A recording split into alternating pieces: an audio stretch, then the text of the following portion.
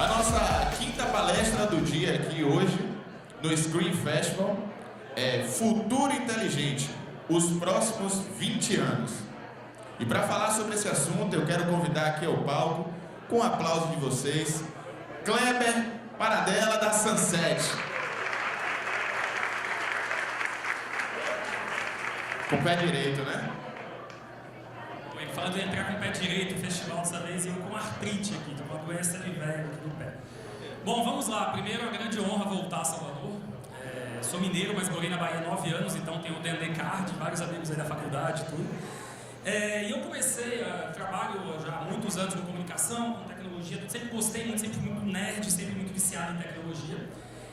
Trabalhei nos meus 13 anos aí, quando eu fui para São Paulo, na Tudo, uma agência também fundada por um baiano. O Maurício está aqui? Não, acho que ele está chegando daqui a pouco.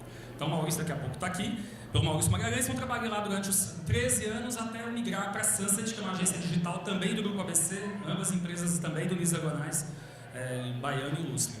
Só que em paralelo eu sempre toquei meu lado também da educação. Eu dei aula aqui na Universidade de Salvador, dou aula na Miami Ed School e comecei esse ano a dar aula na pós-graduação de inovação da SPM, na matéria Futuro Inteligente, fala um pouco sobre inovação, que vem por aí em tecnologia, futurologia. Aí minha cunhada, meu irmão está até aqui, minha cunhada, quando eu mandei no grupo de WhatsApp, a Mari Cotrim, foi lá e falou: mas futurologia, tipo mãe de Ná, aquela coisa que você dá meio um chute lá na frente, porque lá na frente ninguém vai checar o que você falou, se o que você previu de tecnologia deu certo ou não deu. Mas eu quero falar um pouco sobre futurismo e por que algumas pessoas trabalham com isso e como que elas conseguem acertar. Não é só você dar um chute que um dia um carro vai voar e chuta um ano qualquer e fica por isso mesmo. Essa propaganda de 1957, esses caras já previam aqui, de certa forma, que o carro um dia ia dirigir sozinho. E com isso eles já consideravam, então, que você não ia precisar sentar virado para a estrada porque você ia poder fazer outras coisas. Só que a premissa que eles tinham na época, que o que você fazia no seu tempo livre ali, se você já teria tempo livre, era jogar dominó. Tudo bem que na Bahia ainda se joga dominó, ainda é cultural aqui, é muito tradicional aqui, mas hoje as pessoas, de certa forma, os carros autônomos que estão sendo desenhados hoje, eles pensam exatamente o design como foi pensado lá atrás, só que considerando novas premissas de entretenimento, com jogos, com outras coisas. Se a gente for buscar essa imagem aqui também da década de 60, essa escola no Japão, que ela previa que um dia os alunos teriam aula nos computadores, então eles não precisariam de uma professora, a professora ficaria no quadro. Mas qual era a premissa que eles tinham na época? Que tinha que ter essas maquininhas que davam porrada na cabeça das crianças caso elas fizessem bagunça. Tá vendo que tem lá em cima, tem um que é gigantesco ali, que desce e dá um tabefe na cabeça da criança, que entender. E aqui do lado essas maquininhas que dão a regulada.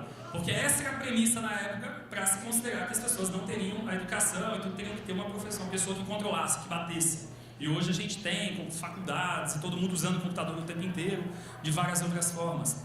Quando se previa que um dia teríamos carros voadores, então se previa que a gente teria aquela cabinezinha para você subir, para poder embarcar no carro, e ela tinha que ter arquitetura com a premissa que seria a arquitetura lá da época, e que se imaginava os carros voando. E a gente tem agora a Embraer projetando um carro junto com o Uber, então tecnologia brasileira de um carro autônomo que decola na vertical, e ele decola, leva você de ponto a ponto, operado pelo Uber para estar no ar em 3 anos. Mas já considerando essa premissa que você não precisa mais de um espaço de embarque ali, como foi previsto, ele pode sair de qualquer lugar. Se previa também na década de 60 que um dia o restaurante ia até a sua casa. Então, como é que eles consideravam a premissa dessa? Que a cozinha tinha que ir até a sua casa, o cara ia cozinhando ali e entregava. Só que a premissa que eles tinham que tinha que ter um entregadorzinho com esse chapéu educado, que tinha um volantinho ali para ele dirigir. E olha o que a Toyota está fazendo, um carro que já começa nas próximas Olimpíadas, agora já vão estar prontos, que são esses e-pallets, que são carros-loja que eles vão até a casa das pessoas. Deixa eu ver se eu botei o vídeo aqui. Então eles se carregam sozinhos, eles vão nas unidades todas, eles recarregam, eles colocam conteúdo dentro e depois vão até a casa das pessoas e entregam todo esse conteúdo. Isso pode ser uma loja de sapatos, pode ser um restaurante, isso pode ser qualquer coisa. Então eles começam a circular pela casa das pessoas. Só que com a nova premissa, que eles usam os dados todos para conseguir operar e dirigir sozinho pelas ruas. Não precisa de um motorista lá, vestidinho, com terninho e a boinazinha dele para poder fazer a entrega. Então, quando se fala em futurologia, na verdade, a gente usa algumas premissas para conseguir definir o que vai acontecer, mas sabendo que a gente não domina todas as premissas, a gente não domina as premissas culturais que estão em volta. Teve um cara, Gordon Moore, em 1965, ele escreveu um artigo científico nessa revista, que ele fez a seguinte conta. Ele viu que todos os computadores na época, os processadores da época, os chips, eles dobravam a capacidade deles a cada 18 meses. Então, a cada 18 meses, a indústria conseguia produzir chips no mesmo tamanho, com o dobro da velocidade, mais ou menos pelo mesmo preço. Então, o que acontece? Eu não vou conseguir demonstrar porque eu estou com o pé machucado. Mas eu dou um passo de 1 metro. Se eu agora vou dobrar, eu vou dar 2 metros. Se eu for dobrar isso, eu vou pular 4 metros. Isso acaba sendo essa curva exponencial. O que quer dizer isso? Parece complexo, parece só uma conta matemática, mas isso a gente consegue prever o que vai acontecer em 2049, em 2050, 2065, que a gente consegue identificar o que os processadores vão conseguir produzir nessa época. Então, por exemplo, alguns exemplos aqui, que a gente consegue saber que mais ou menos em 2050 os computadores conseguem chegar na mesma capacidade humana de pensamento. Então, um computador tem a mesma capacidade humana do que um cérebro humano. Só que em 2060, já 10 anos depois, ele tem a capacidade do que todas as mentes humanas juntas, processando em um único chip, em um único computador. Então a gente consegue ter uma visão do que vem por aí. E são nessas curvas que são baseadas e feitas essas previsões. Eu reuni algumas coisas para mostrar para vocês o que acontece no curto, médio e longo prazo disso. E essa curva, essa velocidade é tão grande,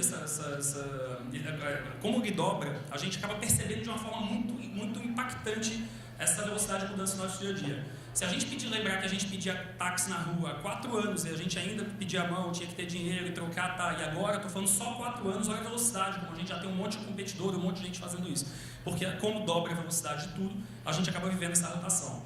Isso aqui, por exemplo, foi uma competição de robôs de 2015, tá? 2015, eles tinham que andar por circuitos um pouco complexos, como areia, pedra, abrir porta. Tem som aí, vê se consegue, se está rolando o som.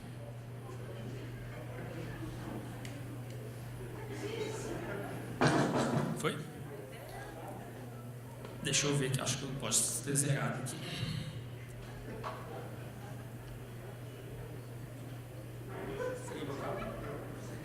Pronto.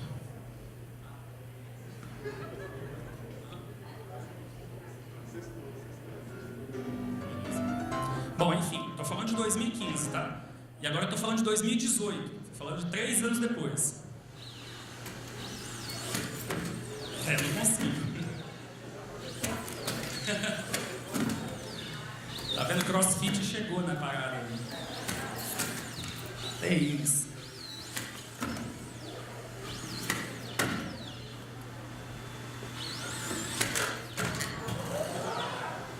Aliás, vale muito a pena seguir essa empresa depois do Facebook, Atlas, Boston Dynamics. Atlas é o nome do robô e Boston Dynamics é o nome da empresa, que sempre lançam testes novos, é super legal. E eu resolvi voltar, então, em 2006, eu estava procurando, eu fiz além de ter dado aula aqui, eu participei de um projeto que chamava Além da Propaganda, não sei se quem conheceu aqui atrás, na Bahia, e eu vim fazer alguns cursos aqui, dei algumas aulas aqui. E eu achei alguns slides dessa época em que eu ficava dizendo o que seria o futuro. Então eu achei alguns slides de 2006, então estou falando aí de 12 anos, que a gente falava o que era a internet, o que era a computação, etc. E falava que apesar da gente já ter visto muita coisa estava por vir, ou seja, a gente não tinha nem 10 anos de revolução naquela época, só que a gente falava que computador era uma piada naquela época. Se a gente pensar em vocês lembram o trampo que era um computador, você tinha que ter um parente próximo que soubesse tirar vírus e ficar consertando e saber tirar salitre, né? Ainda mais aqui em Salvador, tinha que passar borracha nas placas para poder tirar a oxidação e a placa voltar a funcionar. A gente tinha um produto que não era pronto ainda, a internet não estava pronta e o computador não estava pronto nessa época. Só que então o computador era mais ou menos isso aqui, ele só servia para a gente dar cacetada nele, porque ele não funcionava para nada. Só que nessa mesma época tinha esse slide, essa pesquisa que falava que em 2008 mais pessoas iam usar o computador pela internet, iam usar a internet pelo celular do que por computador. Isso parecia um absurdo quando a gente estava falando de 12 anos atrás. Como assim eu vou usar a internet? E por quê? Qual era a premissa? Quando eu pensava em como eu vou acessar a internet, a minha visão do celular era praticamente essa. Era um celular que servia para você jogar um jogo da cobrinha e os mais avançados tinham um toque polifônico.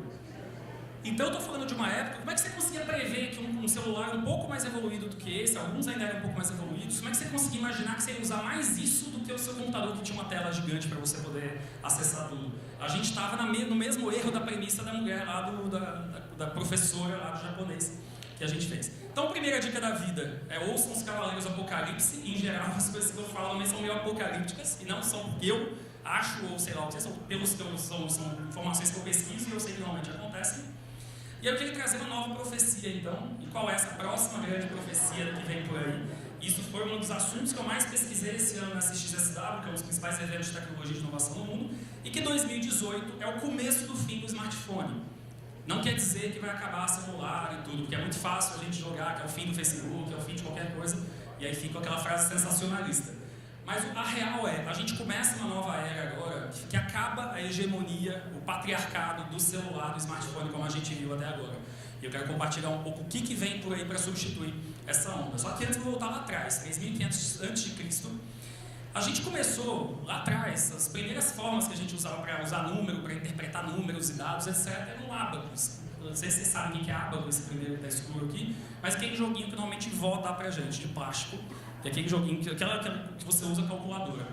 De lá para cá a gente foi evoluindo, 1600, 1700, 1800 depois de Cristo, a gente foi evoluindo para novas interfaces, para conseguir lidar com os números e lidar com os dados do computador cada vez de forma mais simples. Quais são as grandes últimas mudanças que realmente transformaram a nossa forma de interpretar esses números? A linguagem de programação primeiro. Então você começa a programar e o computador entende o que você está falando. A gente teve que adaptar a nossa linguagem para a gente conversar com a língua dos computadores. Desculpa. Depois a gente teve a interface gráfica, especialmente com Apple, e depois ali a briga de Microsoft e Apple, com Windows e Microsoft, por conta do mouse, de você ter uma interface que você pode clicar nas coisas e elas acontecem. E depois, em paralelo, estava rolando esse movimento do celular. Então você tinha, Pedro, esse celularzão? Então PT, sei lá das quantas, sai aquele negócio do bolso gigante. Então tinha uma outra onda rolando em paralelo do desenvolvimento dos celulares. Então de um lado desenvolviam os computadores, do outro lado desenvolviam os celulares todos, até que um dia esse cara veio e juntou tudo. Ele virou e falou, cara, não faz sentido existir um negócio chamado smartphone, que não tem nada de smart. Smartphone naquela época, ele só mandava e-mail de uma forma ruim, e praticamente não navegava na internet. E esse cara falou, putz, vamos juntar e vamos criar uma coisa só. Ele entendeu que um celular é um computador, não é um telefone, não é um aparelho de telefone. E a partir daqui a gente viu essa explosão do celular invadindo e tomando o espaço dos computadores. E hoje, de fato, tem muito tempo já que a gente usa muito mais celular do que computador. A gente ainda pensa em muito vídeo na horizontal, aquela coisa toda com a cara de TV, mas hoje o grande consumo do conteúdo do dia a dia está muito no celular, na vertical, da forma que a gente usa. E o que aconteceu com isso? O celular passou a ser o culpado de tudo. Então, tudo que acontece na nossa vida, como a gente paquera, como a gente busca táxi, como a gente faz, ouve música, o celular passou a ser o centro da nossa vida. É mais fácil hoje você abrir a sua casa, deixar a casa aberta com a chave de um porteiro para algum estranho da net entrar na sua casa e arrumar alguma coisa lá e consertar sem você saber o que esse cara está fazendo na tua casa, do que você entregar seu celular sem senha para um desconhecido qualquer, né? Então, tanto que hoje a gente tem mais celulares produzidos no mundo do que escovas de dente. Então são 5,1 bilhões, tudo bem que tem gente que tem mais de celular, mas são 5,1 bilhões de linhas telefônicas para 4,2 bilhões de escovas de dente produzidas.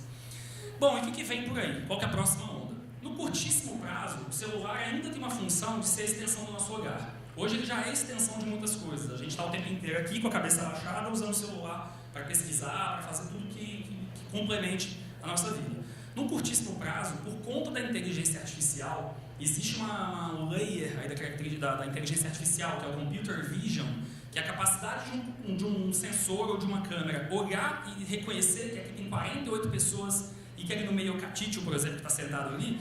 Essa capacidade de inteligência artificial, ela conseguiu olhar e reparar as coisas que estão em volta. Isso, quando vem para o nosso celular, a gente consegue usar ele como uma lente para interpretar melhor o mundo que está ao nosso redor. Então, só para dar alguns exemplos aqui rápidos de realidade aumentada. Aliás, o exemplo clássico foi o Pokémon GO. O que ele ajudou foi o game mais baixado da história. E o que ele ajudou, na verdade, o mundo a entender é como usar a realidade virtual no celular. Ele fez o que o Faustão fez lá atrás na promoção que era para o SMS, não sei se vocês se recordam. Ele teve que ensinar o brasileiro a mandar SMS. William Bonner teve que ensinar a fazer vídeo na horizontal agora para poder fazer. Pokémon GO ensinou as pessoas o mundo que dava para você usar uma lente que mostra a realidade e que ele consegue imprimir uma outra realidade por cima daquilo, que é a realidade aumentada. Então, olha o que muda. Esse aqui é o Google Street View novo, não sei se vocês já viram. Quando você aponta, eu, por exemplo, sou muito perdido. Então, eu pego o Maps, eu desci agora para a Barroquinha e fiz a besteira de fazer isso de muleta. Então, eu desci para assistir a palestra do Pedro, desci, passei direto do negócio. E se eu olhar no Maps, o que eu faço? Eu tenho que andar até ver se eu estou andando para o lado errado, para depois eu ver que sim, eu estava do lado errado, aí sim eu vou para o lado certo. Porque esse é o normal do que a gente faz. Para pessoas perdidas como eu, o que acontece agora? O Street View, você aponta o seu celular agora e ele te dá tudo o que tem de informação ali em volta. Então, quando você aponta, ele não só te faz isso, e se você for mais perdido ainda do que isso, de não entender que essa seta é para você virar aqui para a direita, ele faz mais coisas, só que eu acho que eu esqueci de botar aqui. Bom, enfim, mas ele mostra uma raposinha. Aparece um bicho, uma raposa, e ela começa a correr e você tem que ir seguindo a raposa. Então ele faz de uma forma mais lúdica para as pessoas mais perdidas ali do lado. Olha o que isso muda. No momento que a gente coloca uma outra camada da gente usar o celular como extensão do nosso olho, a gente começa agora a valorizar outras coisas que até então a gente não olhava na rua, e a gente começa a considerar, por exemplo, a avaliação. Sabe Black Mirror? Aquela coisa de você ficar avaliando as pessoas o tempo inteiro e dar nota para ela. Olha que aqui agora com o Google você aponta também para as lojas, ele te dá em cima a avaliação daquela loja, recomendação. Você pode entrar na frente da loja Neymar, por exemplo, lá no Oscar Freire em São Paulo, e quando você apontar, falar, essa loja teve um caso de racismo de uma mulher que fez isso com a criança na frente, que é um caso real que aconteceu.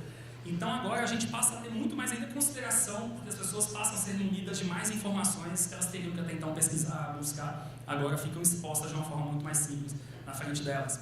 Isso muda a nossa forma de comprar as coisas. Então isso aqui, por exemplo, o show do Stone Fox. Você passou em frente a essa casa de show, está lá rolando a Harmonia do Samba. Segunda-feira tem na frente lá o ingresso divulgando tudo. Quando você aponta para esse lugar, ele já te dá a opção embaixo para você ouvir essa música, para você comprar os tickets, para você botar na sua agenda, para você convidar um amigo. Tudo isso usando o celular como extensão do seu olhar. Ele traduz aquilo e em um clique ele resolve a sua vida. E o que é legal disso? Que quando um Google faz uma plataforma como essa, quando o Facebook começa a usar essas plataformas, elas começam a dar escala e estimular para que outros desenvolvedores, outras pessoas comecem a habilitar esse tipo de recurso. Elas começam a treinar as pessoas a usarem mais realidade aumentada no dia a dia. Mas beleza, isso é curtíssimo prazo, tá? Isso já está acontecendo, é agora, a gente já vai ver isso cada vez mais nos próximos dias. E o que vem depois disso?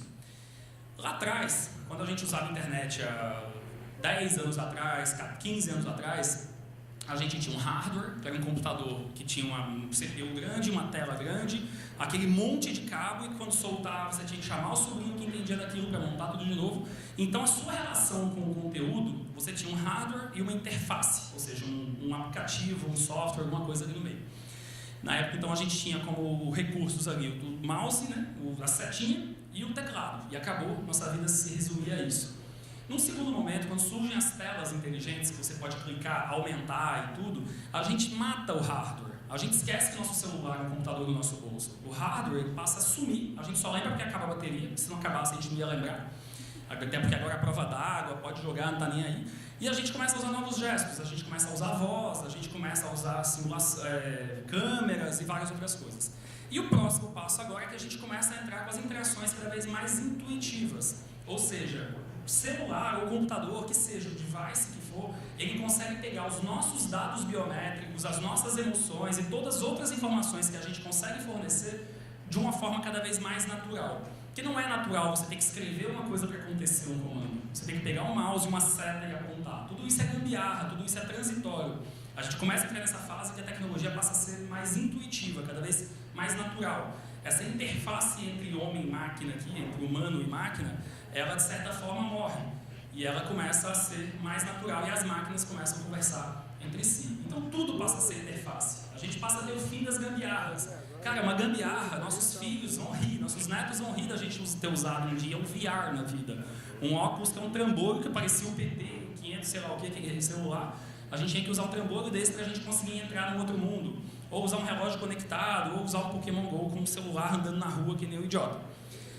E a gente começa, de certa forma, então, a usar novos recursos para se conectar. Os microchips que você pode implantar no corpo. E, aliás, eu tenho implantado microchip, mas não me pergunte porque não serve para absolutamente nada.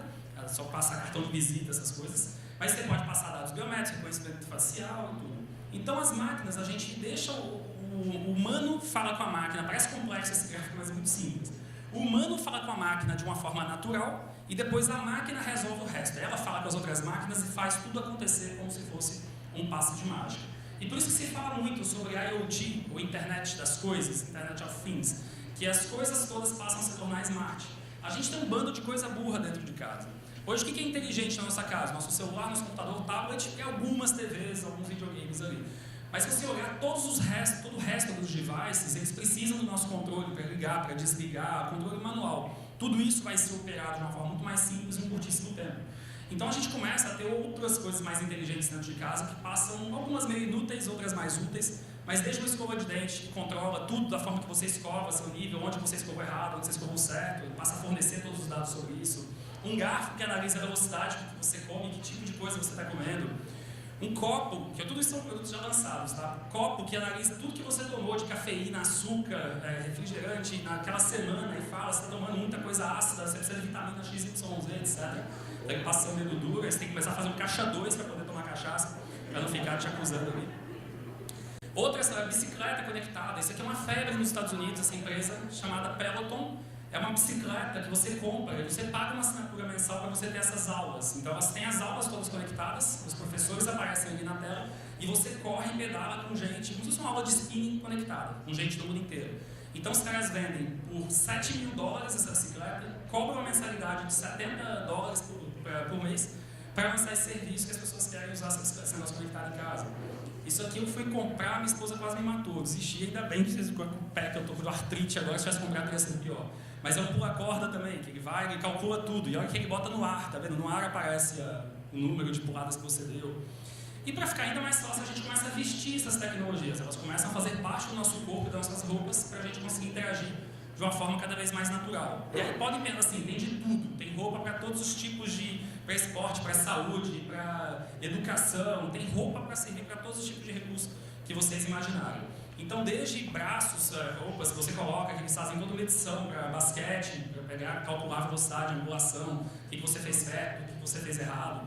Anéis que dão todas as informações da sua vida, batimento cardíaco, velocidade, distância, onde você foi, onde você não foi. Jaqueta, essa é uma jaqueta do Google com a Levis, é uma jaqueta conectada que eles desenvolveram um tecido touchscreen, então você controla todas as informações do seu celular ali pela jaqueta, só passando a mão no braço dela. Então no momento que você se conecta, é só você passar o dedo, você aumenta o som, troca de música. Cela de cavalo, o seu cavalo fica mais inteligente, você controla a cela para monitorar, saber informação, que hora seu cavalo dormiu, que horas que ele foi embora. Camisinha conectada.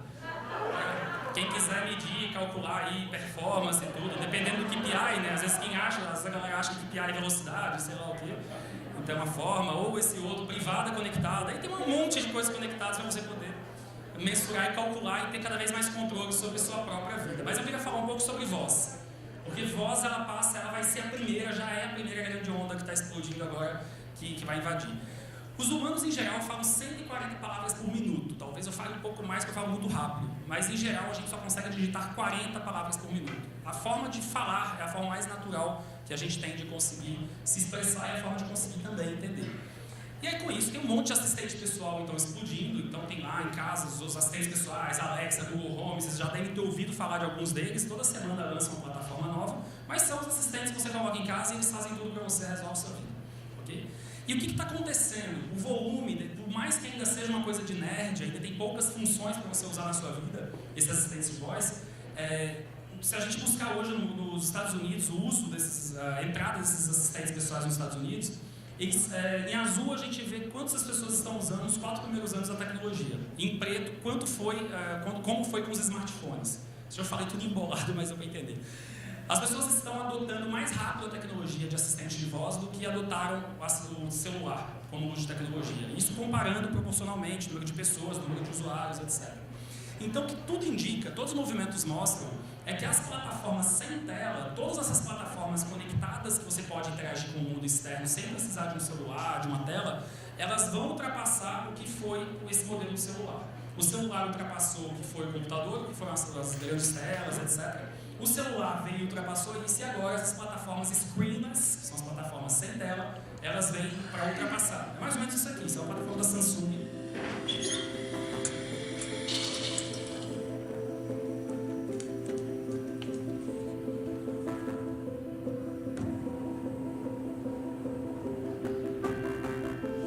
Só abaixa um pouquinho o som, por favor, que eu vou falando em cima aqui.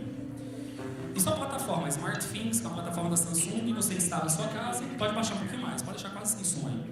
E aí você vai comprando depois outros itens em sua casa, vão se tornando inteligentes. O que é legal? A sua casa passa a fazer tudo sozinha por você passa a entender, pedir uma receita nova, ela passa a entender os hábitos de consumo da sua casa, ela passa a controlar tudo por você, para você não precisar mais fazer as coisas. Então esse é só um exemplo.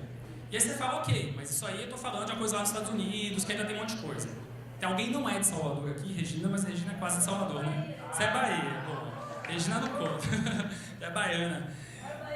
Boia baiana é a porra. Então eu fui perguntar pro Google o que é isso. Ah, desculpa, aumenta o som agora aí, parceiro. Ok, Google. O que significa marca BBMP?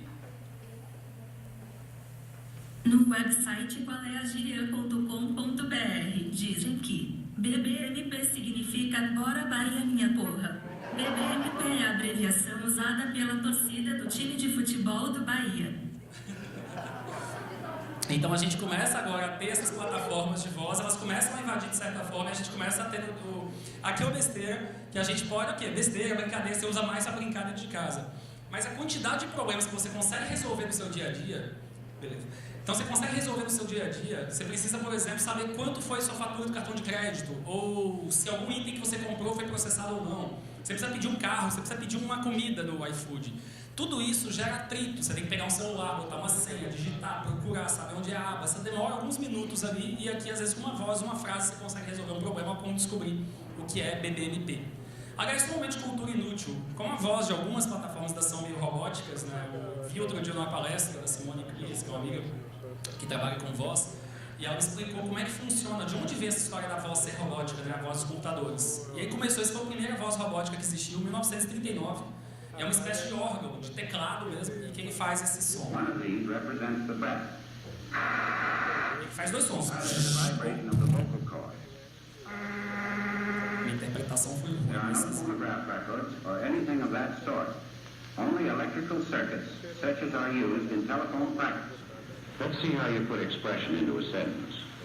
Say, she saw me, with no expression. She saw me. Now say it in answer to these questions. Who saw you? She saw me.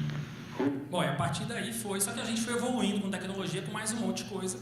Então não é nova a plataforma de um computador falar ou de entender uma coisa. O problema é que agora, a vantagem é que agora a gente tem a inteligência artificial. O machine learning cruzada com isso fez com que a gente explodisse agora toda essa plataforma de voz.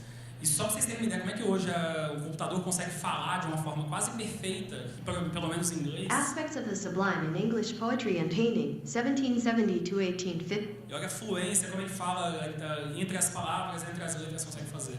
Tem um site que você consegue gravar a sua voz para você deixar armazenada. Então sua voz fica lá, uma biblioteca que você guarda a sua voz. Se um dia você precisar, você só escreve e fala por você. Só em inglês por enquanto, até gravei essa mensagem aqui. I'm sending this digital voice message to Scream Festival Salvador, using artificial intelligence to do this. E aí você vai lá, você fala várias vezes e ele grava a sua voz. E aí tem uma pita. Aperta o play aí em cima, se você aperta o botão errado.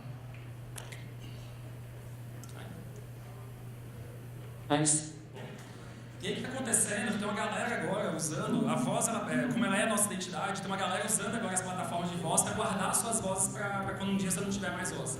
Essa menina, por exemplo, ela nunca falou na vida. E eles conseguiram pegar os grunhidos que ela faz e a voz da irmã, criaram, usaram a inteligência artificial e conseguiram desenvolver uma voz para ela. Então, inspirados até um pouco no Stephen Hawking, as pessoas começaram a criar e produzir suas próprias vozes porque elas acabam se tornando identidade. Isso é tão real. Professor Hawking, it's an honor and a privilege to meet you, sir. I know. Essa voz dele, ele tinha a tecnologia mais moderna que existia de sintetizador de voz e tudo, e ele, por opção, resolveu não mudar porque acabou se tornando a identidade dele. Então a voz, ela se torna uma identidade. Só que se a gente se perguntar hoje do que trabalha em comunicação, qual que é a voz da marca?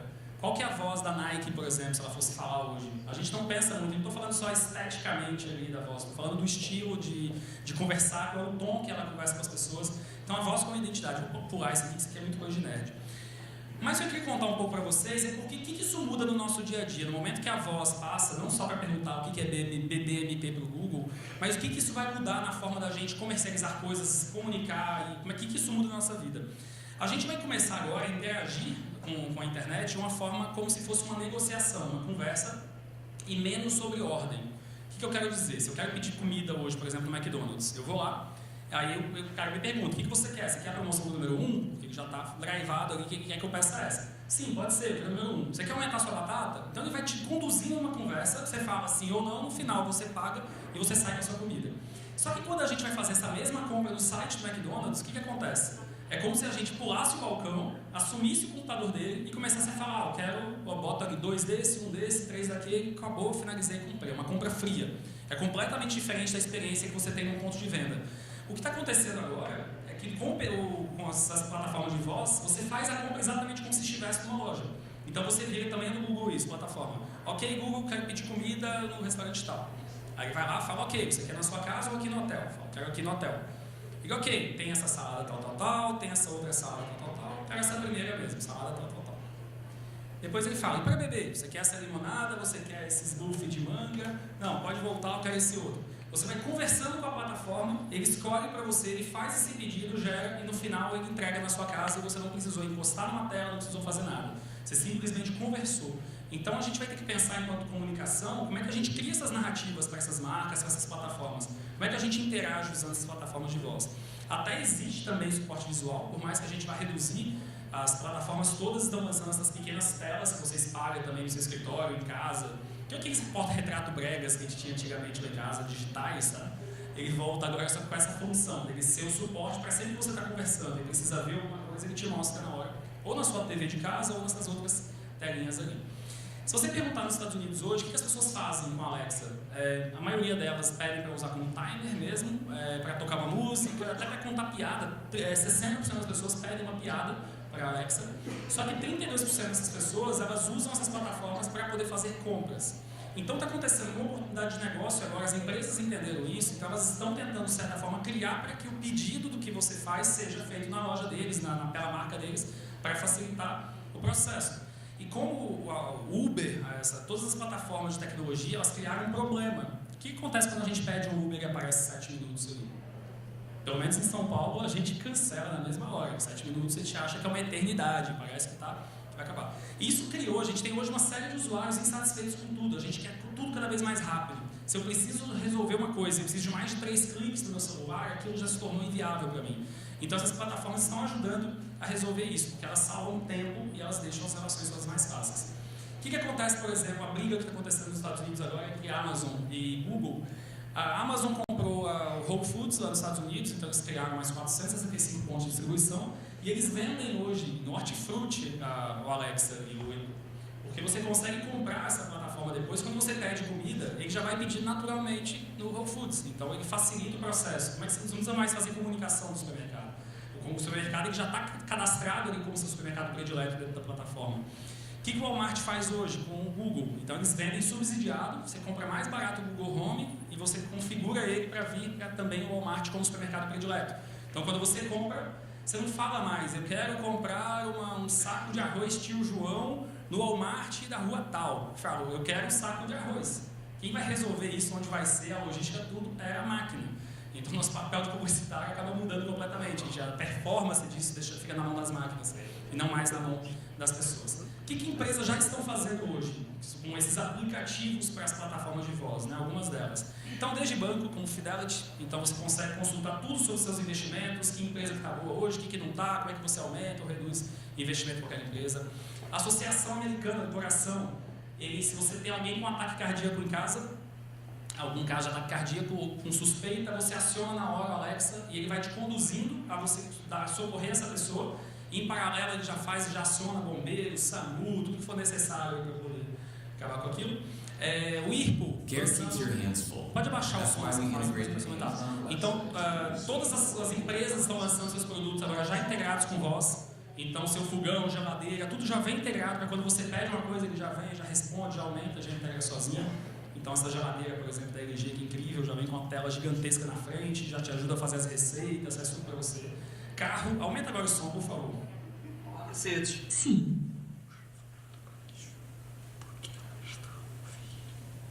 Mercedes. Sim. O que deseja fazer? Abrir a cortina. Ok, estou a abrir a persiana do teto de abrir. Eu sei que não estou... Vocês lembram que tinha um carro, né? Miura, que era o carro que falava, né? Tinha aquela coisa, uma voz meio robótica, tudo.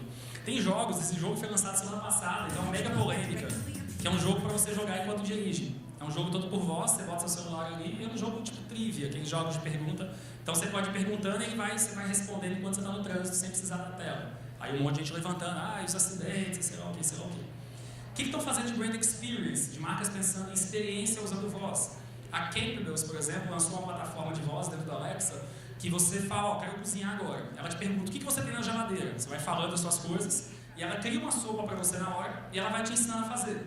Então ela bota uma dona Palmeirinha ao vivo pra você ali, que ela vai, agora bota água. Aí você vai lá, bota água, tudo. Agora faça isso. Aí bota a musiquinha entre um e outro. Então ela conduz essa experiência inteira pra fazer pra você. Aí tem José Cuervo para tequila, que te ensina a fazer vários drinks também. O Peron, Tide, olha que coisa útil. Tide é de limpeza, né? Na hora que suja alguma coisa ali, derramou vinho no sofá, você está com visita em casa, tem que limpar. O que você faz? A única coisa que você não tem disponível nessa hora é a sua mão para ficar no celular usando. Porque ou você está limpando ou você está com o celular, e na hora que você começa a limpar, você não consegue mais usar o celular. Então eles conduzem para te ensinar a tirar qualquer tipo de mancha, tudo por voz. Então você vai limpando ali, ele vai te ensinando enquanto isso. Purina, qualquer coisa sobre o cachorro. Seu cachorro comeu alguma coisa estranha, soltando pum, qualquer coisa que ele faça ali, você consegue perguntar e Purina te responde qualquer coisa sobre o apartamento. E aí qual é a voz da sua marca? Como é que você define essa voz para a sua marca? E aí tem empresas já criando essas personalidades para colocar as vozes e as marcas delas dentro dessas plataformas com um jeito diferente. Olha esse, por exemplo, que é o Stubbs, que é essa marca de... Esses Stubbs de... Bota o som, por favor. De molho, né? E eles pegaram a voz do personagem deles, da embalagem. Amazon Alexa. Hello. Alexa, ask Stubb for recipes. We're going to deal with pork ribs, sausage, chicken. We're even going to go to the ocean and grab a few fish along. What he meant to... Ou seja, não precisa ter uma voz robótica, natural para falar, mas uma tendência de sotaque, você pode começar daqui a pouco. Aliás, tem um amigo nosso, né, o Daniel Cardim, que trabalhou com a gente, que é daqui de Salvador, e ele fez parte do grupo de testes na época da Siri, para testar sotaques nordestinos. E ele ficou em Salvador um tempão fazendo lá, ficou vários fins de semana, teve que conversar o dia inteiro com a Siri para eles conseguirem pegar as nuances. Só que tanto tempo que desistiu, que acho que eles viram que era tanta nuance, era tanta coisa, quem sabe, a gente não vai ter como customizar, não. Bom, 85% das interações dos consumidores vão ser realizadas, de certa forma, sem interação humana até 2020. A gente cada vez vai conversar mais com as máquinas, cada vez menos com os humanos. E o que acontece nesse processo lá na frente é que a gente começa, de certa forma, a criar relações emocionais com as máquinas, por mais que isso pareça distante, por mais que isso pareça bizarro. Essa é uma menininha que ela acha que essa sucata e esse monte de coisa é um robô. Aumenta o som, por favor.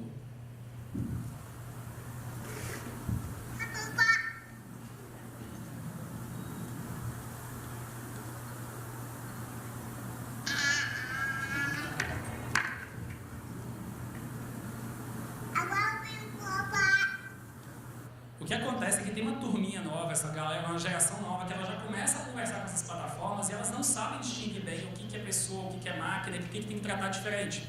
Tem vários casos, inclusive, eu conheci uma gerente de inovação brasileira da Samsung no Vale do Silício e ela ensinou o filho dela, ele tem 3 anos, e ele começou a falar no interativo com as pessoas. Porque ele começa a falar, acenda a luz, apaga a luz, toca a música. Como é que ele sabe virar para uma pessoa depois e falar, por favor, faça isso? E ela teve que obrigar o moleque a falar, por favor, obrigado, para o Google também. Para o Alexa, para o Google, para ensinar. E tem um monte de discussões relacionadas à voz, porque quase todas as plataformas de voz são mulheres. Então, as mulheres, de certa forma, que são subservientes aos homens. Então, tem discussões hoje sobre o impacto disso em crianças que falam diferente com mulher quando são pequenas, por causa da plataforma de voz feminina. E tem várias discussões em torno disso. Mas o que interessa aqui nesse ponto é que 46% dos americanos hoje já usam voz, 37% conversam como se fossem pessoas, e o mais bizarro é que 27% dos jovens americanos dizem que teriam um relacionamento com um robô. Eles teriam como uma relação fixa, como já acontece muito hoje no Japão e na China, por mais bizarro que isso possa parecer. É, melhor que nada, é boa, melhor que mal acompanhado. Então... e esse mercado de inteligência emocional, de inteligência emocional para Artificial Intelligence, é um mercado de 50 bilhões de dólares até 2022. E as pessoas todas estão tentando descobrir como deixar as máquinas cada vez mais humanas mesmo, para que as pessoas consigam ter mais empatia e consigam interagir com menos fricção possível. E esse comportamento já está invadindo a cultura popular, desde o filme Her, não sei se vocês se lembram, aquele filme que um cara se apaixona pela plataforma de voz. Várias propagandas recentes agora na TV brasileira que já estão usando uma brincadeira com essa história de voz. Então, o Bia do Bradesco, que é uma plataforma, você tem uma propaganda da Havaianas, que começa a mandar o cachorro fazer as coisas, mas é claramente uma associação a isso. Filme da Transilvânia 3, que está no ar agora, também mostrando os erros que acontecem e tudo. Só que como a tecnologia não é tão amigável ainda tem muitos bugs e muitas falhas, só queria para fechar, só deixar um vídeo aqui com vocês que mostra um pouco como é que é real. Playing jazz. Playing jazz. Smooth it. Making smoothie. Calendar. No meetings today. Remember, tandläkare at 9:30. Fire off. Fire off. Open door. Door open. Så ska vi sätta en till. Alright. Open door. Wrong voice command. Open door. Wrong voice command. Open door. Repeat that. Open door. I didn't understand that. Hey! Open door! Play on the floor. Get open the door! Open the door! Open the door! Error. Hey here! With a rock? Open door. Open door.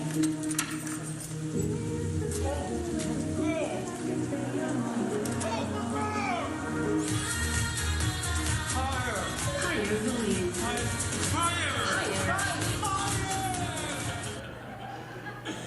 Bom, e o que eu faço agora então? Que a internet ainda não é uma coisa tão fácil de usar. Em casa eu uso tanto a Alexa quanto o Google. Toda vez que chega a visita, começa a querer demonstrar e não é, trava tudo, mas dá tudo errado, tudo fala, coisa inútil. Tem uma mulher chamada Amy Webb, isso aqui já acabou meu tempo, vou finalizar agora. Tem uma mulher chamada Amy Webb, que ela apresentou no SXSW esse ano. Algumas das coisas ela falou muito sobre isso no fim do celular. E ela fala que existe o círculo vicioso da desgraça das altas lideranças das empresas. Que aí passa pelo seguinte: quando surgiu a tecnologia, normalmente você fala, nunca ouvi falar disso. Então, por exemplo, computação quântica. Muitos de vocês nunca ouviram falar, pesquisa que existe, daqui a pouco vocês vão ouvir isso aí toda hora. Aí daqui a pouco, quando você entende, quando você ouve bastante, você fala, não, entendi o que é, mas isso é perigoso, ou então isso é banal, isso não é verdadeiro. Olha, por exemplo, o Bitcoin, quando chegou. O que todo mundo falava? Nossa, isso é perigoso, vamos usar para lavar dinheiro. Nossa, vamos usar para... As pessoas vão poder para o narcotráfico, vão roubar o seu dinheiro, um dia não vai valer mais nada, isso aí vai passar essa moda. No momento que você começa a entender melhor, você fala, não, peraí, blockchain é um conceito muito mais amplo que Bitcoin. Aí você fala, entendi o que é, mas não tem nada a ver com o meu negócio. Eu trabalho com comunicação, tá? Blockchain é outra coisa. Quando você começa a entender melhor, você fala, não, calma, peraí, talvez eu possa usar a blockchain hoje para rever toda a parte de contratos, de compra de direitos autorais, etc., usando dentro da minha empresa. Quando você percebe que isso já faz parte da sua rotina, você usa inteligência artificial, aliás, todos os dias sem saber, vocês usam o Waze, né? O Waze é um robô mandando você ir para um lugar ou para o outro. Só que isso faz parte da sua vida que você nem nota mais. E no final você fala, como é que eu vivia sem isso? Como é que eu perdi isso? Então esse é o ponto. Eu estou só lançando uma pulguinha atrás da orelha de vocês. Comece a pensar que vem uma nova onda de interação de novas plataformas de voz, de gestos, de roupas e várias outras formas de interagir com o mundo digital agora, que vão ultrapassar a forma que a gente fala o celular. Hoje vocês podem achar que parece uma coisa lá na frente, mas eu vou guardar esses slides também para daqui a 10, 12 anos a gente rever essa apresentação e ver se fez sentido. Então não tenha medo da tecnologia, não tenham medo do digital, é legal vocês terem ela sempre como parceiro, porque ela vai ajudar. Aliás, falando parceiro, eu só mandar um grande beijo, Maurício Magalhães, que está aqui, meu parça das antigas, o mestre. Palmas, aliás, Maurício Magalhães. Mal demais. E é isso, gente, obrigado. Valeu. Massa, A gente vai pegar um painel, né? a gente continua, o papo não acabou não. Dando continuidade a essa palestra Futuro Inteligente, os próximos 20 anos, a gente vai ter um painel e eu convido agora para a mediação Américo Neto da ABAP. Vem para cá, Américo. E para participar desse painel, Marcel Aires, da Renca Digital, Luiz Educação, Ian Castro, da Intermídias, Adelino Montalverne, da Unirio, Media Lab. Bate palma, gente, que o papo vai pegar fogo, viu? Kleber jogou um bocado de coisa na mesa aqui.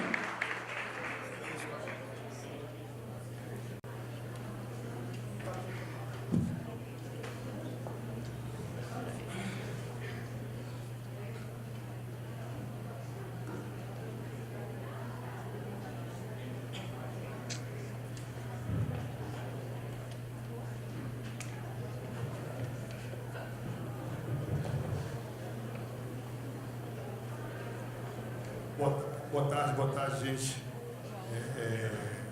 Inspirador aí a apresentação de Kleber. Marcelo estava me dizendo que era um robozinho que estava falando, era o microfone e ele estava dublando ali. Kleber, eu vou provocar primeiro os debatedores e chegar até você. Eu queria que a gente falasse um pouquinho como é que fica a criatividade no meio de tanta tecnologia, né? Um dos índices ali é que 85% das interações não ia ter interferência humana. A gente já vê também a inteligência artificial criando anúncio, né? Está tendo uma campanha agora criada por inteligência artificial. E onde é que fica o trabalho da gente aqui, dos criativos, no meio disso aí tudo? Aí era bom, de ano para cá, a gente comentar. Vamos lá. Boa noite, boa tarde, boa noite, galera. Tudo bem com vocês? Também achei que era robozinho, cara. Pela velocidade, uma hora vai desincronizar, vai ficar a voz e a boca mexendo. Mas primeiro, parabéns. O conteúdo é sensacional. E a criatividade, né, Américo? Você tinha começado desse lado, não tinha começado lá pro outro lado, rapaz. Eu trabalho com minha empresa Intermídias, ela faz exclusivamente o inbound marketing. E eu optei por abrir mão um pouco da criatividade, inclusive para conseguir acompanhar um pouco dessa velocidade. O que o Kleber mostrou aí foi que a tecnologia ela evolui exponencialmente. Só que uma coisa que a gente não percebe no nosso dia a dia é que a adoção aquele último slide do ciclo foi sensacional por isso. A adoção dessa tecnologia não é tão rápida quanto ela evolui. Então, hoje a gente fala em marketing, por exemplo. Obrigado. A gente fala em marketing digital no mobile first, que é você priorizar, quando você desenvolve um site, desenvolve uma interface web, priorizar o mobile antes, justamente por vários desses motivos que o Kleber falou. E o Google obriga um pouco disso por causa da velocidade, enfim, ele te penaliza se o seu site for lento. Só que essa é uma tendência de 5 anos atrás. E aí você pergunta para seus clientes, para sua marca, para sua empresa, ok, meu site é mobile first, veja bem que a gente está trabalhando nisso. E aí começa todo um ciclo de adoção. Então a criatividade hoje é mais difícil, porque a criatividade é cultura.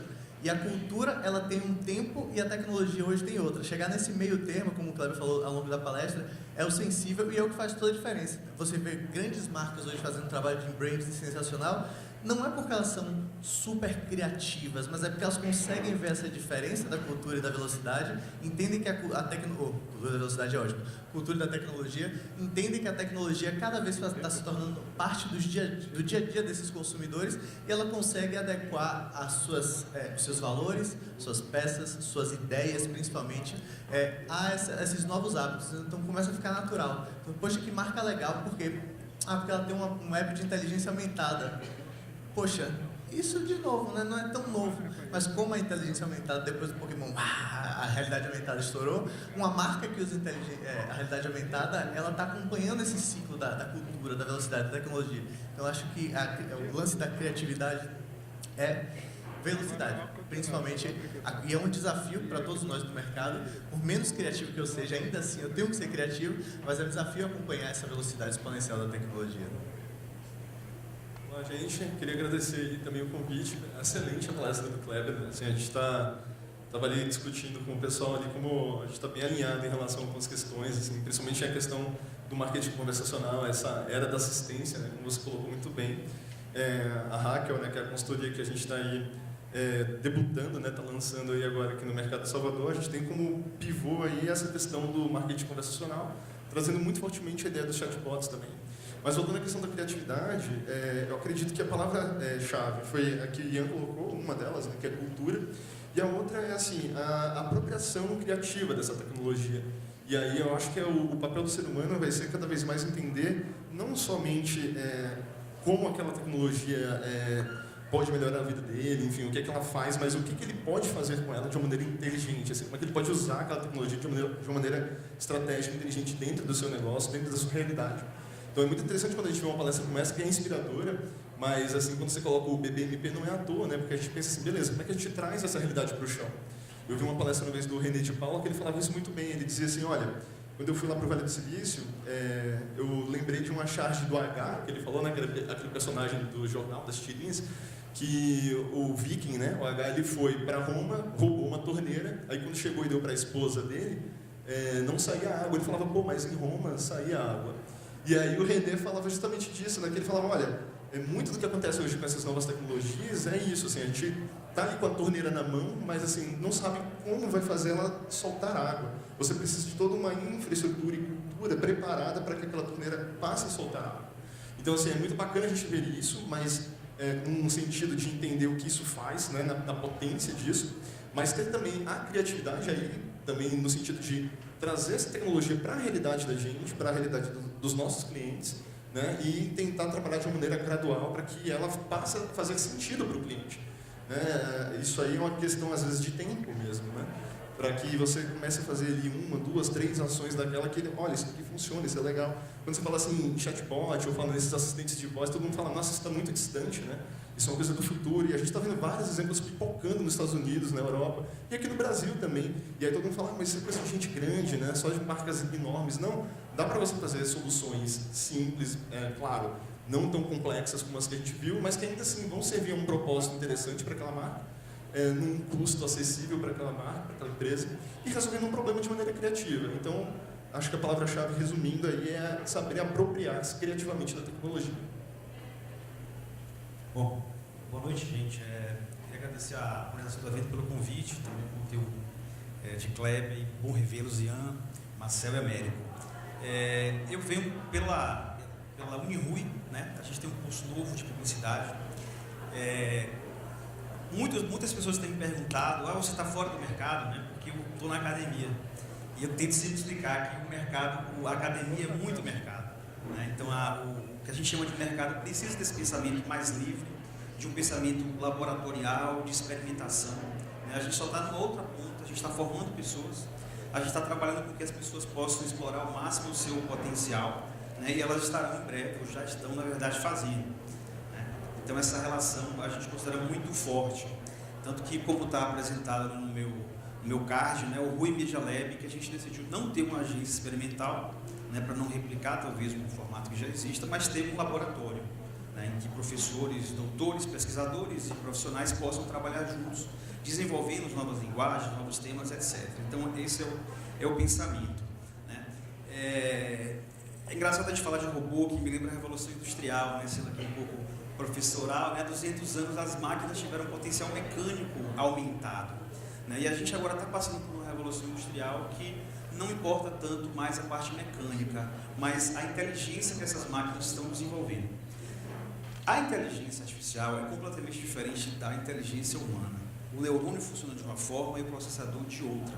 Então ela não tenta copiar a nossa inteligência, mas desenvolver a própria inteligência, uma inteligência natural de máquina. Por isso que a gente chama hoje de robôs, na verdade, engraçado a imagem do robô retrô, né, que você colocou ali, super irônico, porque o robô não era como a gente imaginava no passado, né, aquele humanoide. O robô é um código, né, o robô é um sistema, né, e nós estamos delegando para esses robôs, para esses códigos, uma série de tarefas, seja a rota, seja onde comprar alguma coisa, seja até parceiros amorosos, o Tinder, né? Tem um robô que está ali fazendo match entre as pessoas, então a gente está delegando para esses robôs uma série de tarefas. Eu também ouço muito uma comparação de há sempre uma disputa, talvez, entre máquina e humano. Tipo, a máquina está avançando muito, mas nunca vai ser humano, né? Humano é criativo e tal. É difícil para mim ver em que momento a máquina e o humano são puros, né? Sempre as duas coisas estão juntas. As máquinas têm uma carga humana, tá? Então a gente, quando vê experimentos de sistemas que se tornam preconceituosos, se tornam racistas, elas estão expondo a parte humana que as constitui, né? E para a gente, né, nós também somos máquina. Acho que nenhuma das pessoas que está presente aqui continua sendo a mesma pessoa, sem seu smartphone, notebook, carro, enfim, relógio, uma série de máquinas que fazem parte de você. Bom, essa viagem é para trazer uma visão um pouco pessimista, tá, em relação a isso. Eu acho que a gente, para o trabalho criativo, vai ter um desafio muito grande, porque nessa nossa divisão entre humano e máquina, a parte da máquina vai começar a pesar muito mais. Essa inteligência, que a gente nem tem noção exatamente como é, porque ela está nascendo, ela pode trazer recursos que nós nem entendemos. Então, a parte máquina da nossa criatividade, né, mesmo que humana, ela talvez passe a ter um peso muito grande. Então, pessimista porque, mesmo que a gente continue fazendo um trabalho criativo, a gente vai ter uma interferência desse peso, a gente vai ter uma influência desse pensamento de máquina, e isso talvez altere muito o que a gente conhece hoje como criatividade. Então, é um desafio imenso que a gente tem pela frente. Só para dar um exemplo rápido aqui, um caso rápido relacionado à criatividade, tem um amigo chamado Domênico Massareto, que ele é CEO da Publicis lá em São Paulo. Ele, super nerd, resolveu criar um robô criativo, um robô que ajude um diretor de criação a criar, chamado Panda, o projeto. E ele chamou duas duplas de amigos, uma dupla júnior e uma dupla sênior, e deu esse código, esse robô, para eles trabalharem num briefing. Então botou em salas separadas e cada um foi lá e criou. O que aconteceu no experimento no final? A dupla júnior apresentou que estava com um robô, ela conseguiu entupir uma sala de ideia. Então botou um monte de título na parede, um monte de coisa. E a dupla sênior, sem o robô, colocou lá umas 3, 4 ideias, dentro da mesma hora que eles tiveram. E aí depois ele chamou uma outra turma sênior para avaliar os trabalhos sem saber do histórico e julgar qual dupla tinha saído melhor. E unanimamente ganhou a dupla júnior com o robô. E aí o que é mais legal dessa história não é que tipo assim, nossa, que legal, a dupla júnior foi melhor que a dupla sênior. O mais legal foi a conversa que ele teve depois com as duplas, para poder entender como foi a experiência. E tinha um menino e uma menina. Um deles, quando fez a experiência, falou o seguinte, putz, esse robô vai roubar nosso emprego. Então não sei nem por que eu estou estudando propaganda se lá na frente um robô desse vai fazer minha função. E já a outra pessoa olhou e pensou exatamente o contrário. Falou, putz, eu queria comprar esse robô para mim, porque com esse robô eu consigo fazer qualquer coisa, consigo chegar em qualquer lugar. A visão que a gente tem sobre tecnologia, em geral, ela é pessimista para tudo. A gente sempre olha para a tecnologia com o risco, com o medo. Tem uma outra explicação, fica para uma outra palestra, mas tem um cara chamado Peter Diamandis que ele fala um pouco sobre esse pessimismo que a gente tem em relação à tecnologia. Esse medo da tecnologia faz com que a gente acabe se privando de entender que ela é o nosso melhor aliado, inclusive para a criatividade. Porque o tempo que a gente leva, um criativo hoje, Cássio, quanto tempo aí, Aline, quanto tempo vocês levam pesquisando, investigando e tudo, até ter tempo de fato para pensar, para gastar fosfato ali na ideia. Esse tempo poderia ser poupado infinitamente com o robô te ajudando a pesquisar, referência, fazer tudo para você, para que no final você só dê quem chute para gol. Então, eu acho que a inteligência artificial, as tecnologias todas, o melhor aliado delas, a criatividade, o melhor aliado delas é a tecnologia. Eu queria também perguntar a Marcel aqui, provocar um pouquinho dessa parte de chatbot que você está se dedicando. Como é que você vê que as marcas baianas podem... A gente acompanhou uma apresentação de chatbot que era sempre em escala, e na Bahia a gente tem uma escala menor, não é uma empresa nacional. Como é que as marcas baianas podem aproveitar dessas plataformas que já são o futuro no presente? Acho que a primeira, quando a gente vai pensar, né, num robô conversacional, num chatbot, a primeira questão que vem em mente é o atendimento, né? Ele realmente trabalhar 24/7, diminuir ali aquele volume que você tem ali, às vezes com coisas muito simples do dia a dia, né? As pessoas perguntando, qual é o endereço, qual é o telefone, está aberto, qual é o preço, coisas do tipo. Mas, novamente, a apropriação criativa da tecnologia faz com que a gente possa olhar para esses chatbots de uma maneira diferenciada, não apenas como apenas um atendente, mas assim, utilizar ele para uma série de funções, né? Hoje, por exemplo, vocês podem desenvolver chatbots para o Facebook Messenger, para um site, para um aplicativo. Já tem agora soluções sendo criadas para o WhatsApp a partir da abertura da API em agosto. E o que é interessante pensar é que você pode utilizar desde para o uso mais básico, claro, de atendimento, mas você pode utilizar ele para guiar, por exemplo, o teu consumidor numa jornada de compra, ou então para fazer uma pesquisa, ou para educação, como algumas pessoas estão criando robôs para ensinar coisas, né? E tudo isso você pensa assim, é muito complexo, é absurdo de se fazer. Existem graus de complexidade, níveis de complexidade. Existem desde os chatbots mais simples e básicos, baseados em botões, sabe, um script fechado, onde você vai, o robô fala uma coisa e te dá uma opção. Você clica, ele fala outra coisa e ele te dá outra opção, você clica. Há robôs um pouco mais avançados que são baseados em palavra-chave, você vai falar e baseado naquela palavra ele vai soltar ali um gatilho na conversação. Há uns robôs mais complexos, esses sim, com machine learning por trás ali, aprendendo com você, aprendendo do seu comportamento. Esse sim requer realmente um investimento e uma complexidade muito grande que a maioria das empresas, pensando na realidade baiana, talvez não estejam ainda preparadas, nem todas estão preparadas para um robô dessa complexidade. Mas um robô, um chatbot de um nível mais simples, de uma complexidade menor, ele pode cumprir uma função super interessante. Vamos pegar um exemplo aqui. Você vai comprar um apartamento, né? É o exemplo que a gente deu até lá na outra palestra. E aí, o que se faz hoje aqui, quem trabalha com varejo, né? Faz um anúncio muito legal, gasta rios de dinheiro em anúncio para o cara clicar e vai para o site. Aí quando vai para o site é terrível, é péssima experiência, não está adaptado para o celular, é horrível, e ainda leva o cara para responder um formulário gigante, onde ele vai ter que deixar dados e informações ali para, se quiser, comprar aquele produto, né? Além de ser importunado depois por e-mail, telefone, entre outras coisas. Se você, por exemplo, ao invés de levar esse cara para o site e para um formulário gigante, leva ele para ter uma conversa com aquela marca através de um chatbot, por exemplo, talvez ali o chatbot oriente, ele dê as informações que ele precisa para a jornada de compra e, ao mesmo tempo, aquela marca está ali absorvendo uma série de informações interessantes sobre aquele consumidor, do que ele gosta, qual é o interesse dele, localização geográfica, gênero, uma série de informações que podem ser muito importantes para você traçar ali um perfil do seu público. Então, assim, existem soluções hoje, sim, acessíveis, que, principalmente agora com a abertura do WhatsApp, eu acredito que 2019 vai ser tipo uma avalanche isso, e a gente está se preparando para isso com a parceria que a gente está montando, né, com a High Platform. Mas, assim, claro que a gente tem que pensar sempre em traduzir isso para a realidade daqui e para o bolso daqui. Por isso que eu acho, novamente, a palestra de Kleber é muito boa e inspiradora, mas como é que a gente faz a água sair da torneirinha? Esse é o desafio, é fazer a água sair da torneira. Aproveitando o gancho aí, Kleber, vamos da Bahia, vamos para o Brasil aí. Qual o case mais de ponta que você trabalhou utilizando inteligência artificial? Ou nosso tema é os 20 anos, né? Daqui a 20 anos, qual mais próximo ou qual mais longe você foi no seu trabalho?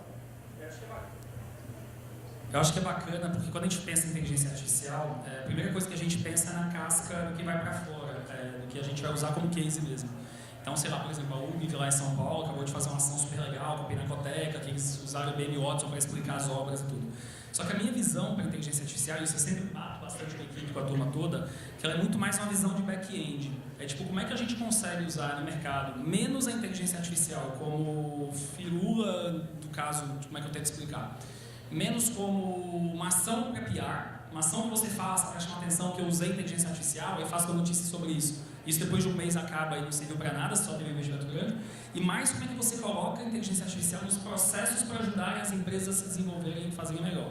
Por exemplo, com atendimento em chatbot, tudo que você consiga reduzir. Itaú recebe por mês 20 milhões de ligações por telefone e tudo. Então, como é que você consegue reduzir isso usando inteligência artificial? Para reconhecer a emoção das pessoas que estão falando e como é que elas, para cada uma delas, como é que você direciona o problema. Então, a gente testa e usa uma série de plataformas lá dentro para conseguir otimizar esse trabalho. Então, desde Stiling, por exemplo, quem não conhece, procurem saber depois, uma empresa chamada Stiling, que é uma empresa de Ouro Preto, Minas Gerais. Os caras criaram um projeto incrível e hoje a gente usam para organizar a informação da internet. Então, a gente, durante os debates agora presidenciáveis, por exemplo, a gente montou um war room dentro da sala, uma sala de guerra durante os debates, para conseguir organizar a bagunça que foi essa eleição, para tentar entender para que lado estava indo, porque a gente estava fazendo uma campanha para Votorantim, do Guia do Voto, que é um aplicativo para te ajudar a votar melhor. Então, a gente usa mais hoje a inteligência artificial como plataforma para conseguir otimizar o nosso trabalho do que, de fato, fazer uma ação para fora. Até pela história da torneirinha ali. Eu adoraria, por exemplo, eu falo com meus clientes toda semana, vamos fazer uma plataforma de voz para Seara, para Receita, vamos fazer para Itaú. Mas a gente sabe que ainda é muito experimental, ainda um grupo pequeno, nerd que usa, não necessariamente ao seu target. Então, o que a gente sempre tenta fazer é ter essas plataformas como teste o tempo inteiro dentro de casa, para em algum momento, quando chegar água na torneirinha, a gente conseguir escalar e estar preparado para isso, para fazer com velocidade. Eu queria complementar aqui, o Marcelo até comentei com ele aqui, eu tenho um case complementar o seu, porque eu sou a empresa que faz os anúncios chatos e as páginas gigantes. Então a gente, alguma hora, entendeu que as pessoas precisavam de mais interação do que o anúncio e a página. Então a gente substituiu o formulário gigante por 3 perguntas simples, que era uma incorporadora, enfim, e aí as perguntas eram usadas para determinar o perfil de quem estava acessando, e a depender dos resultados, das 3 perguntinhas, o cara era direcionado a um corretor, ou ele recebia informações por e-mail, ou não acontecia nada, um abraço para todo mundo, vai para o seu lado, que a gente vai para o nosso. Isso aí é porque a gente tinha um objetivo, que era reduzir a quantidade de interações que a equipe de vendas do cliente fazia, então ele não reclamava de volume, não. Chega um monte de contato, mas assim, tem gente que não presta. Então vamos lá. Como é que a gente filtrou o lead, né? Como é que a gente filtra isso, né? E aí foi um chatbot simplérrimo que para o cliente foi maravilhoso, não custou quase nada e ele ficou muito feliz. Por quê? Porque ele parou de desperdiçar tempo da equipe de vendas. Então o cara gastava tempo fazendo 100 ligações, conseguia 50 clientes interessados, conseguia marcar 10 visitas. Então ele parou de fazer 100, Aí, para clientes aleatórios, ele fazia 100 para clientes que tinham maior potencial. Então, as 10 saíram para 30. Assim, não é exatamente matemático, mas o problema que ele queria resolver, que era um problema muito pontual e que afetava todo o fim, né? Porque a gente gastava dinheiro à toa, gastava dinheiro de marketing, gastava dinheiro de vendas. Uma solução muito simples terminou gerando um resultado brutalmente positivo. Por uma incorporação, não de zero custo, mas que era uma apropriação de uma tecnologia relativamente nova, que existia essa coisa da resistência. Não, isso é muito caro, isso é muito complexo, não é pra gente. A Tecnisa usa, se a Tecnisa usa, a gente não pode usar. Enfim, só complementando mesmo. A gente tem aqui na bancada alguns professores, né? Sentados aqui na mesa. E aí queria perguntar a Adelina, assim, há sempre uma distância entre a academia e a realidade, mas a gente tem Kleber dando aula, você dando aula, pessoas de tecnologia da área de ponta, Marcel e tudo. Tem bastante aluno aí na plateia, qual é a recomendação hoje, quando a gente começa a juntar um pouco de criatividade com programação, né? Quem está estudando não precisa entender só de sociologia, de redação publicitária, mas tem que entender um pouquinho de programação, tem que dar atenção à aula de estatística, que ninguém dava, a parte de métrica. Qual a recomendação para esse pessoal que está na faculdade hoje, para estar preparado para os 20 anos aí que o Kleber apresentou? Para você. Bom, eu queria só comentar o outro comentário que eu vi, falando sobre a dificuldade, às vezes, do pessoal, dos novos profissionais chegarem nas agências. Né? Um ponto que é importante a gente o mercado está atento, é que muitos profissionais novos profissionais não estão chegando nas agências porque eles estão buscando outras coisas. Né? Então, o modelo de agência deixou aquele protagonismo do centro criativo, de um epicentro de criatividade e tal. Então, já converso com muitos recém-formados, de novos profissionais, ou até os que estão chegando, e eles agora pensam uma capacitação para si. Né? Então, a carreira que eles querem é a sua própria carreira. Né? Então, pensam em modelos de trabalho que agora são colaborativos, são via Instagram, replicam pessoas que trabalham por conta própria, de outras formas. Né? Então, eu acho que muitos já estão procurando outros caminhos. Né? O movimento de startups, o movimento de empreendedorismo muito forte faz com que eles busquem novos negócios baseados na sua própria cultura, no que eles fazem, no que eles realmente gostam, no nicho ali que eles realmente trabalham, e percebem que agora tem ferramentas para trabalhar com aquilo que eles gostam, né? Com um projeto próprio, por exemplo. Né? Então, acho que o mercado tem que estar atento em relação a isso. Né? Uma outra coisa que eu gosto também, que é uma provocação, né? Eu só falo, bom, como é que a gente pode capacitar os novos profissionais para as empresas? Né? Eu acho que a gente deve aproveitar o momento e tentar causar um incômodo do tipo, como as empresas também podem se capacitar para esses profissionais. Porque eles trazem um novo, eles têm uma vivência nova, eles têm um modelo de pensar diferente, né?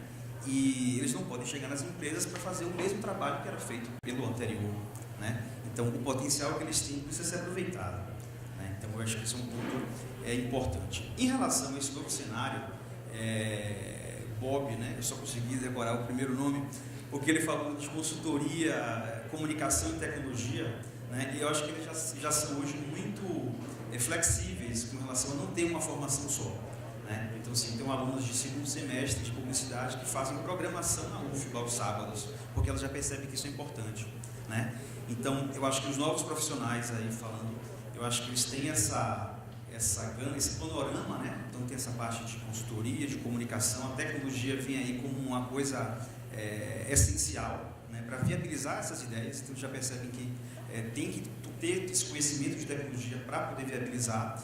Então eu acho que entrar pela matemática, pela tecnologia, por outras áreas e principalmente nos seus próprios interesses, na sua própria bagagem, né? Não replicando o modelo, aquele ideal, mas buscando o que eles têm de si. Né? Às vezes é errado falar que não tem bagagem, mas não importa onde ele mora, ele tem uma bagagem, ele tem um conhecimento. Então, apostar nisso também, nesse conhecimento pessoal, também é importante.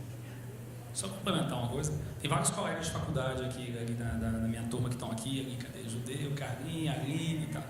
E eu lembro que no primeiro dia, quando a gente começou na faculdade, na FACS, tem quantos anos? Tem 14, 17 anos, quase 20 anos. Quando a gente começou em 2000, no primeiro dia de aula perguntaram pra gente o que a gente queria fazer, por que a gente escolheu propaganda. E quase todo mundo levantou a mão porque queria criar, queria ser criativo. E aí depois, no final, quantos criativos sobraram da sala? Hoje acho que uns 3, né? Uns 2 ou 3 da sala. E hoje eu perguntei, hoje de manhã eu fui na Fax, a Fax acabou de completar agora 20 anos o curso de propaganda, participei de uma homenagem hoje de manhã lá com outros ex-alunos, e eu perguntei para os alunos atuais, quem entrou lá pensando em criação? E todo mundo também levantou a mão, com a mesma coisa que a gente fez há 20 anos atrás. E a questão é, hoje, o que eu mais preciso na gente, o mercado mais precisa, é gente com capacidade analítica, gente que saiba fazer conta, gente que saiba, que queira ter interesse em trabalhar com BI, por exemplo, em internet de negócio. Teve uma prova entregando a gente lá, teve uma prova nossa, que nós fizemos de estatística na faculdade, que todo mundo da sala tirou 1, valia 10, tá? Teve um cara só, Fábio Fontes, que tirou 9 e todo o resto da sala tirou 1. Por quê? Porque todos nós tínhamos skills pensando em criativo. E a faculdade, ela não pensa hoje, é difícil a universidade, e aliás, não é culpa da universidade, é culpa da nossa indústria. A gente não se coloca, a gente não abre o leque do que tipo de profissional a gente precisa para conseguir atrair mais gente bacana para essa diversidade na universidade. A diversidade da universidade é foda. Essa diversidade nos bancos das escolas. A gente acaba tendo muita gente que vem vendendo esse sonho da criatividade e dentro elas acabam descobrindo. Então, já que eu não funcionei como criativo, eu vou para mídia ou vou para atendimento. E as pessoas acabam se encaixando nas caixinhas. Mas eu adoraria hoje que um cara focado, já pensando que um dia ele pode trabalhar com BI ou performance, etc., esse cara se interessa em trabalhar num ambiente que dê para ele também um ambiente de criatividade e inspiração. Então, a gente tem que tentar, de alguma forma, quebrar esses muros aí da faculdade, das universidades e empresas para ajudar essa formação. É verdade que às vezes a gente pergunta no primeiro semestre quem gosta de matemática e em publicidade não tem ninguém, né? Então, é difícil mesmo. Bom, a gente tem 3 minutos aí, né, para encerrar. Eu queria, sexta-feira, né, sextou hoje, eu queria uma mensagem positiva de cada um de vocês, principalmente você, viu, Adelina, porque hoje você está polêmico hoje. Uma mensagem positiva para esses próximos 20 anos que a gente viu aí. Vamos começar de Ian para cá. Vamos deixar nosso palestrante para o final de Ian para cá, por favor. Minha mensagem positiva para pensar em Adelino hoje é que a gente tem capacidades, como o Kleber falou, a gente tem skills. Todas as pessoas são múltiplas. O que cabe é a gente abrir um pouco da cabeça, para tomar tapa mesmo, para entender que a gente não sabe de tudo e correr atrás das nossas oportunidades. Aproveitando que para deixar uma mensagem, tem um site sensacional que se chama Udemy, ou Udemy. Ele tem curso de tudo que você imagina. Se você quiser aprender a jogar dominó, ele vai ter um curso aprendendo a jogar dominó. Acho que está rolando Black Friday, inclusive. Tá lá tá com 50% de desconto, eu acho. Muito legal. Então, a dica é, abram-se, no bom sentido. E aí... Ainda lembro como é que falava aí. E adquiram novas skills, novos conhecimentos que fogem da caixinha do eu não gosto de matemática, vou fazer alguma coisa de humanas. Então, Marcel agora. Eu acho que é bem por aí, sabe? Você sair um pouco da ideia clássica de educação, né? Buscar essa complementariedade aí através não só dos cursos online, outros cursos, através do conteúdo na internet mesmo, tem muita coisa, né? O difícil é você filtrar realmente essa quantidade de informação que você tem com saber onde ir, né? Essa dica, por exemplo, do Yuri, a dica é excelente. Falando da questão da educação, acho que a minha mensagem é bem por aí, é por essa linha. Eu acho que não existe inovação, não existe qualquer tipo de transformação digital sem mudança, como você falou muito bem, de cultura, e a educação ela é o principal fator para isso, né? Não só dentro das universidades, né? Mas também através de investimento em iniciativas relacionadas à educação.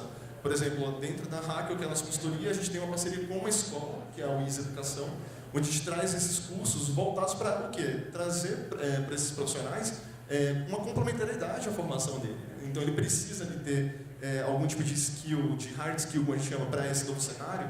Ele pode encontrar isso também por fora das instituições clássicas, né? E complementar a formação dele. Mas também é interessante pensar por outro lado, a ideia do soft skill também, que é algo que poucas pessoas pensam, né? Não é só saber você fazer anúncios no Google, né? Mexer em mídia programática e etc. Lá.